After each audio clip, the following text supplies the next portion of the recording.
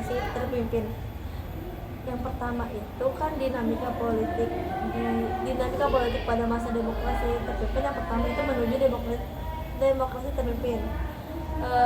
Pada masa demokrasi liberal pada tahun 1960 sampai 1969, politik Indonesia ini mulai tidak stabil, dan Soekarno juga merasa bahwa sistem ini tidak cocok karena adanya kabinet yang sering terus berganti dan partai-partai yang bersaing, dan juga Dewan Konstituante ini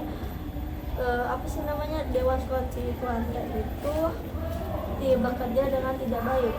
Lalu Soekarno ini mengusulkan dengan adanya demokrasi terpimpin itu lebih kerjasama antar golongan, dan juga pada tanggal 5 Juli 1969 Soekarno ini mengeluarkan dekret presiden yang untuk membubarkan Dewan Konstituante dan membentuk lembaga baru seperti MPRS dan juga DPR gotong royong, dan juga mengembalikan UUD 1945. Lalu yang kedua ini ada peta kekuatan politik nasional. Antara 1960 sampai 1965 Soekarno ini menguasai politik Indonesia dengan dukungan PKI dan TNI. PKI ini merasa kuat karena dengan adanya dukungan Soekarno itu ia ingin menyaingi TNI AD. PKI ini memperkuat posisinya dalam pemerintahan, menyerang lawan politik, dan juga mendesak pembentukan kabinet Massakom. Namun ini itu malah memicu ketegangan politik yang besar di Indonesia. Lalu yang ketiga ini ada pembebasan Irian Barat. Pembebasan Irian Barat itu merupakan perjuangan Indonesia sejak kemerdekaan. Setelah gagal melalui diplomasi, Indonesia ini melancarkan konfrontasi militer dan akhirnya memaksa Belanda untuk berunding. Lalu pada tahun 1963 ini Indonesia dengan Belanda ini menandatangani perjanjian namanya New York, di mana untuk menyerahkan Irian Barat ke Indonesia melalui PBB.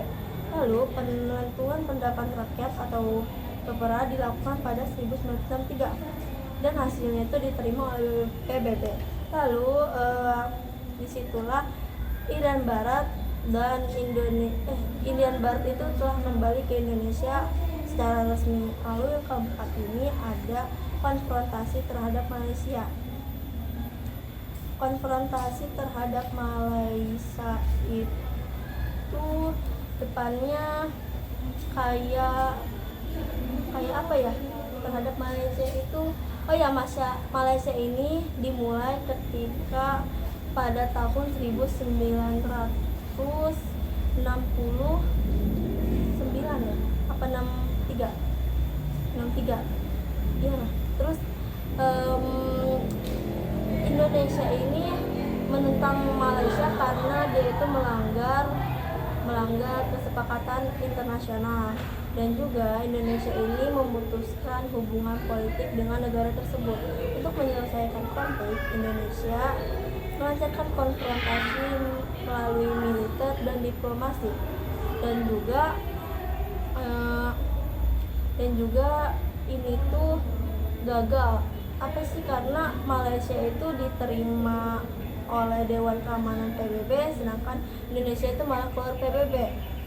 Dan disitulah tapi walaupun Indonesia keluar dari PBB, ini tuh gagal diplomatiknya dengan Malaysia. Lalu yang B itu ada perkembangan ekonomi di masa demokrasi terpimpin. Perkembangan demokrasi terpimpin itu pada demokrasi terpimpin itu Soekarno mengusulkan ekonomi terpimpin dengan tujuan untuk mengurangi pengaruh asing dan juga kemandirian ekonomi. Tetapi ekonomi itu malah makin memperburuk gitu, karena dengan adanya PKI gitu udah selesai. Yeay. Yeah.